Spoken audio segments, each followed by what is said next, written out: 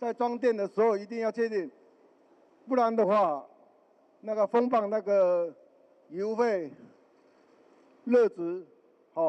就烧焦的意思了。拥有37年维修技术的资深领班，亲自为台铁41位检修同仁进行主风泵维修实务训练，一步步针对相关零件做拆解、清洗和维修。因为普悠玛号是利用空气原理推动列车行驶，而成为主风泵的这台空气压缩机就扮演着关键角色。配合这样的一个主风棒的这个议题，为了能够重拾社会大众的这个信心，然后能够确保我们整个普悠玛号列车行车的安全达到一定的安全性所以我们今年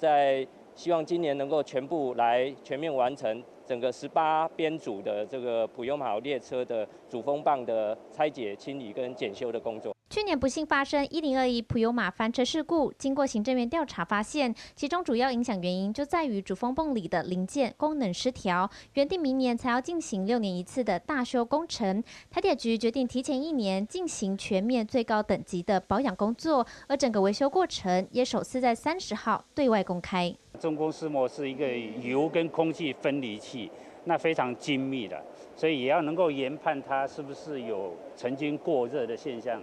是不是材质有劣化的现象？所以今天呢，中空丝膜我们特别强调它的一个训练的主要的一个